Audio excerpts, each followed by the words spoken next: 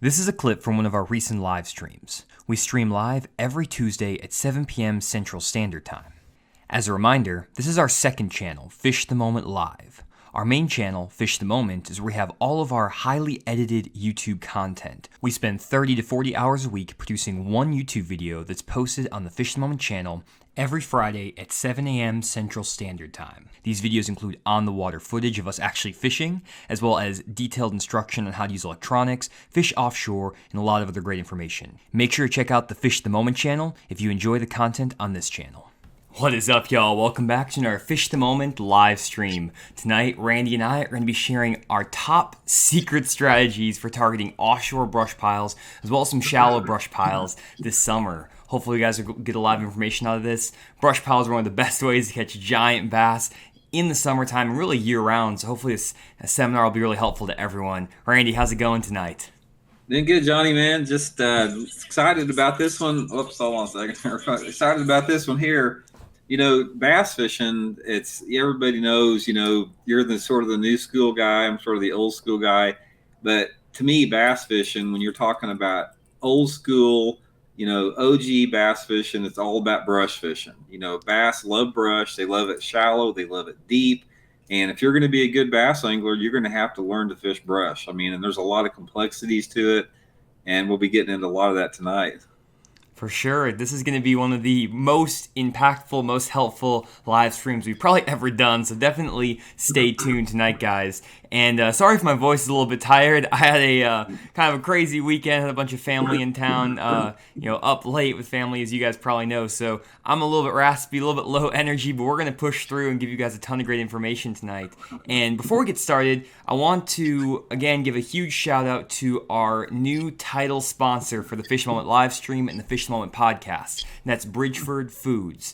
Bridgeford is they produce a lot of great beef jerkies, pepperonis, a lot of great snacks you can take on the boat, and best of all, they support bass fishing. They're one of the few non-endemic brands, or basically the brands that aren't in the fishing industry, that really support bass fishing heavily. So if you guys love to bass fish, you want to keep supporting those who, give to the sport, who are investing into the sport, then definitely check out Bridgeford Foods. And on top of that, it's just the best beef jerky ever. This is literally still my personal stash of jerky. I buy it all the time. My wife is addicted to it. Randy got me hooked on it. He gave me a package a year ago, and he was like, "Hey, try some of this." And then it's like every chance I get, I'm like, Randy, do you have any Bridgeford beef jerky before we go to the lake? I forgot mine at home, or whatever it is. So it's some good stuff. You can check it out at Walmart if you want to pick up a package of it. And again, they're sponsoring the podcast, so huge shout out to them.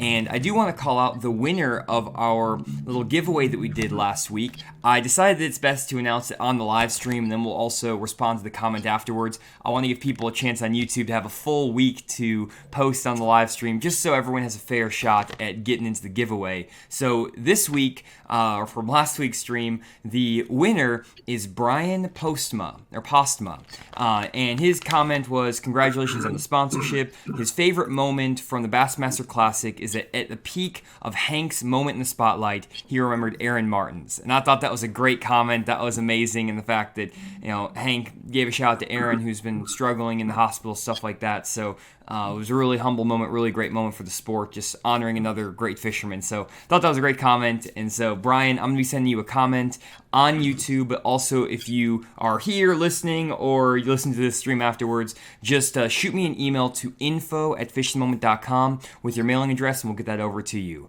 Jump straight into it with the number one secret. It's not necessarily number one, but it's the first secret that we're going to talk about in terms of brush pile fishing in the summertime. And the first secret that I want to talk about is finding hidden brush piles. That might seem kind of obvious, hidden brush piles, but I want to give you guys a little bit better understanding of what I mean by hidden brush piles, because there are a lot of brush piles on lakes, and not every lake has brush piles in it. And for those of you who don't know what a brush pile is, it's basically when someone cuts down a tree from the shoreline, and they literally drag it out into the middle of the lake and drop it there. This isn't a naturally occurring phenomenon. It's something that someone takes from the bank and puts in the middle of the lake. And if we pull up an example of this kind of on like a Google Earth, I'll show you a lake that I used to fish a lot.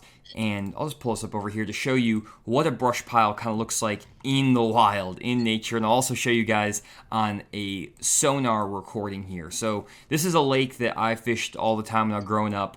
And if we take the lake down on Google Earth and take it back to 2011, I believe, or 2012 here, you can see this lake normally is up in the trees up here very, very high. But now it's dropped out a lot slower. Or a lot lower, sorry, and you can see what's under the water in like 15 feet of water. And here is an example of a brush pile.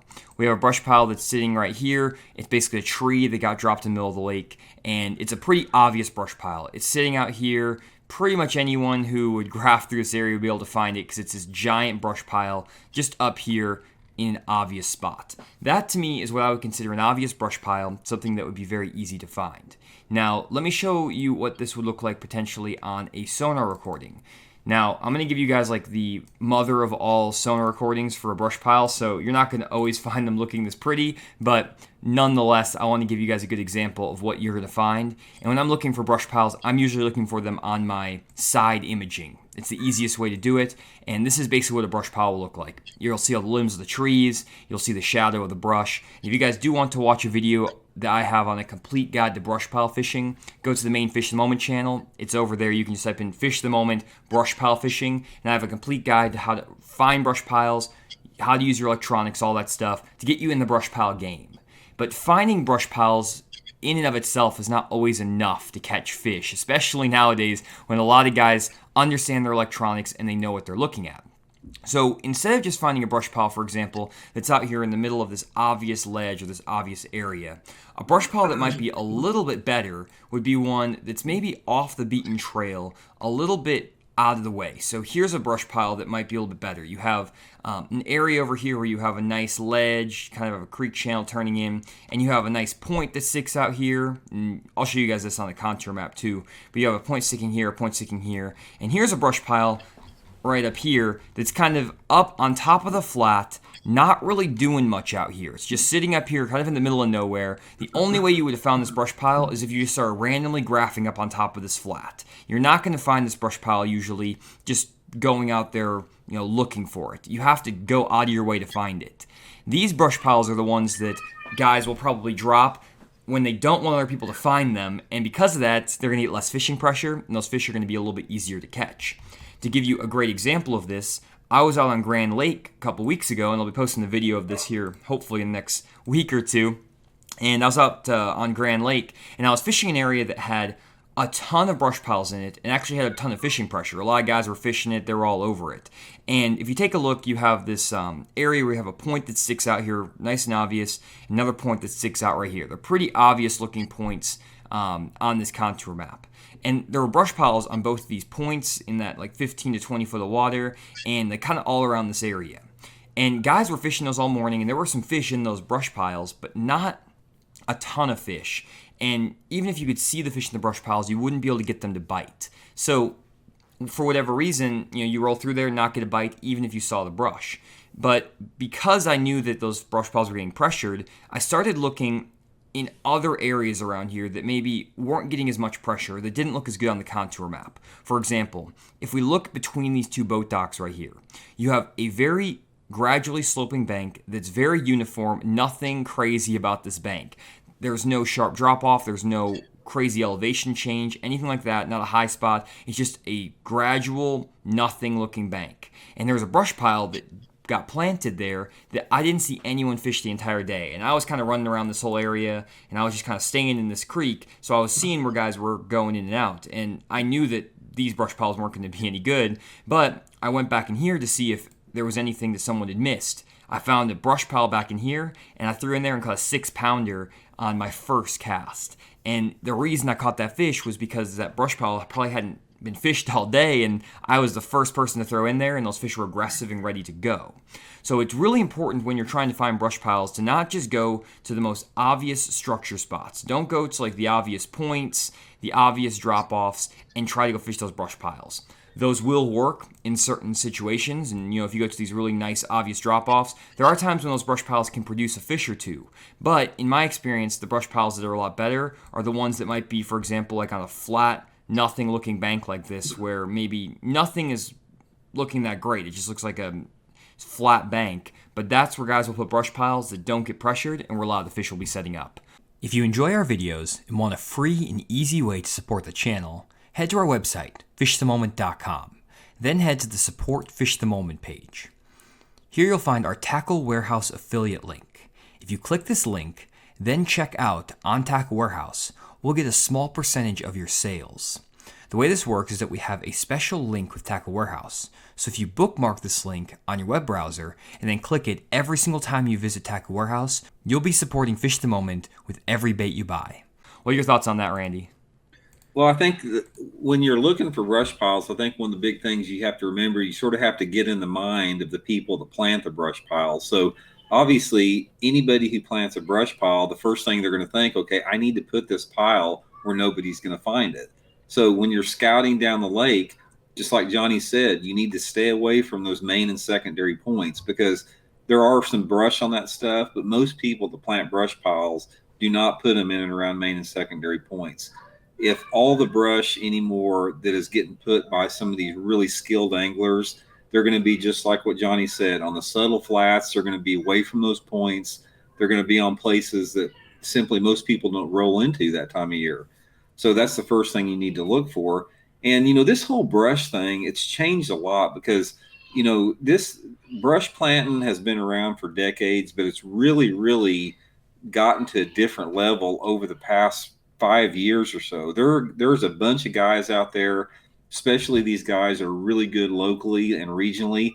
They buy junky pontoon boats, strip them down just to plant brush in. There's a bunch of guys here in Missouri that do that. I mean, they've gotten serious about it. And before, there wasn't that much brush in the lake. If you found a brush pile, that was like a big deal. And normally it was located right on the end of a point, some obvious type of place. But anymore, any man-made lake that you go to that has even a decent amount of fishing pressure has got a tremendous amount of brush in it. Because I don't know about where you guys live at, but this part of the country, everywhere I know, if you're not fishing man-made brush, and it can be shallow brush or it could be deeper brush, whatever, but if you're not fishing it, from a lot of times from the pre-spawn into the early winter time, it's next to impossible to win a tournament. I mean, especially this time of year in the summertime, it's you can catch limits of fish, but you just can't win on it. I'll use Grand Lake, for example, where Johnny and I fish a lot. You can go down to Grand Lake and you can just fish the obvious cover, and you'll get 10 or 11 pounds, pretty, not easy, but you can get 10 or 11 pounds. But if you're not fishing brush, you're not going to get that mid to upper teen stringer that can win those tournaments. So from that standpoint, it's a must that you fish brush. I mean, it's a must that you learn how to fish and find deeper brush in addition to the shallow cover. For sure. It's one of those deals where, honestly, Randy, I'm almost thinking about going and getting a pontoon boat myself so I can start planting my own brush, because it's hard to go around and find brush piles, because it takes so much time graphing and looking and things like that. And if you have the means to pick up a pontoon boat for $3,000-$4,000, like a really old one that's crappy, you can clear out all the seats and everything and go drop some piles. If you did it at the beginning of the summer, you could have brush piles set up in all the water depths, all these different areas, and really do pretty well. And when I go out and graph, I might find 1 or 2 good brush piles all day. And that's what happened on this day at Grand Lake. I spent 4 hours graphing before I got my first bite. And it was just because I was looking for brush that was kind of out of the way, and it's not easy to find, it's not easy to do.